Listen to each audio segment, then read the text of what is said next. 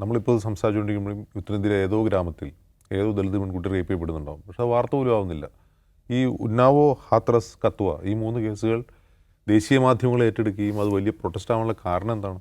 ആ സമയത്ത് മോദിജി ഒരു പുതിയ മുദ്രാവാക്യം മുന്നോട്ട് വച്ചിരുന്നു. ബേട്ടി പഠാവോ ബേട്ടി ബച്ചാവോ. അപ്പോൾ ഈ മുദ്രാവാക്യം അദ്ദേഹം കാര്യമായി പ്രചരിപ്പിച്ചുകൊണ്ടിരുന്ന സമയത്താണ് ഈ 3 സംഭവങ്ങൾ ഉണ്ടാകുന്നത്. അപ്പോൾ ഇത് നേരെ കോൺട്രാസ്റ്റ് ആണല്ലോ ഇത്. അത് ബേട്ടി പഠാവോ എന്ന് വൃത്തിയായിട്ട് മോദിജി പറയുന്നില്ല, ബേട്ടി പട്ടാവോ എന്നൊക്കെയാണ് പറയുന്നത്. അതിനർത്ഥം വേറെയാണ്.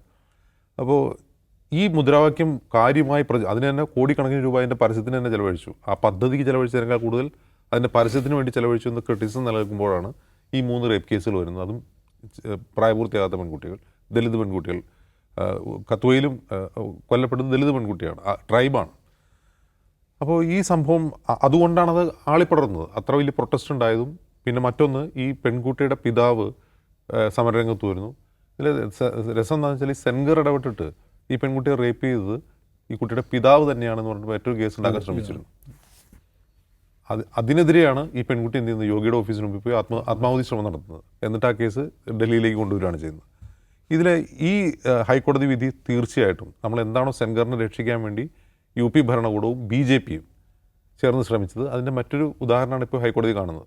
അതിൻ്റെ കാരണം, ഇയാൾക്ക് ഈ സംഭവം നടന്നത് 2017 2018 ഇയാൾ അറസ്റ്റ് ചെയ്യുന്നത്.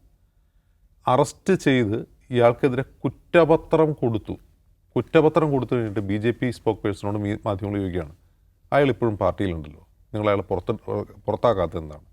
അപ്പോൾ BJPയുടെ മറുപടി എന്താണെന്ന് വെച്ചാൽ, അത് വളരെ പെട്ടെന്നുള്ളൊരു തീരുമാനമായിപ്പോവും, കുറച്ചൊരു വിവരങ്ങൾ വരാനുണ്ടെന്നാണ്. ഇയാൾക്കെതിരെ CBI കുറ്റപത്രം കൊടുത്ത് ഇയാൾ അറസ്റ്റ് ചെയ്ത് കുറ്റപത്രം കൊടുത്തു. എന്നിട്ട് ഇയാളെ പാർട്ടി പുറത്താക്കുന്ന എപ്പോഴാണെന്നറിയോ? 2019 ഈ പെൺകുട്ടിയും കുടുംബവും സഞ്ചരിക്കുന്ന വാഹനത്തെ ട്രക്ക് ഇടിപ്പിച്ച് കൊല്ലാൻ ശ്രമിക്കുന്ന ഇൻസിഡൻറ്റ് ഉണ്ടാവും. അതിനെതിരെ വലിയ രോഷം ഉണ്ടാവുകയും ചെയ്യുന്ന സമയത്ത്, ആ സമയത്താണ് അതിൻ്റെ കത്വ ഉണ്ടാകുന്നതെന്ന് തോന്നുന്നു. ഹാത്രസ് സംഭവിക്കുന്നത് 2020 അപ്പോഴാണ് ഇയാളെ പാർട്ടിയിൽ നിന്ന് പുറത്താക്കാൻ BJP തയ്യാറാവുന്നത്. അതായത് ഇയാൾക്കെതിരെ കുറ്റപത്രം CBI കൊടുത്ത കുറ്റപത്രം കൊടുത്തിട്ട് പോലും BJPയിൽ നിന്ന് പുറത്താക്കാൻ BJP തയ്യാറായില്ല എന്ന് പറഞ്ഞാൽ ഇപ്പോൾ ഹൈക്കോടതിയിൽ എന്താണ് നടന്നതെന്നുള്ളൊരു ഉത്തരം നമുക്ക് കിട്ടും. ഹൈക്കോടതിയുടെ ഈ ഇയാളെ ബെയിലിൽ പുറത്തു വിടുകയാണ്. ബെയിലിൽ പറഞ്ഞിരുന്ന കാര്യം, ഈ പെൺകുട്ടിയുടെ വീട് ഇരിക്കുന്നതിന് 5 കിലോമീറ്റർ പരിധിയിൽ അയാൾ പ്രവേശിക്കാൻ പാടില്ല എന്നാണ്. ഈ പെൺകുട്ടിയെ വണ്ടി ഇടിച്ചോ അല്ല ശ്രമിച്ചത് എത്ര കിലോമീറ്റർ ആയാലെന്നാണ്. അയാൾ എവിടെ ഇരുന്നാൽ എന്താണ്?